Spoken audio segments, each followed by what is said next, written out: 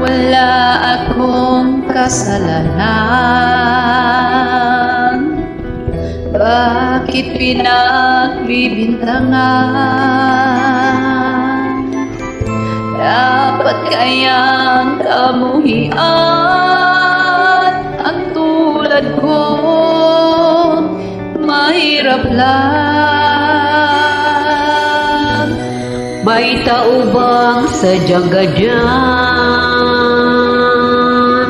hinahamak ang sinuman? Pang-api kasiyahan, bakit kaya sila ganyan?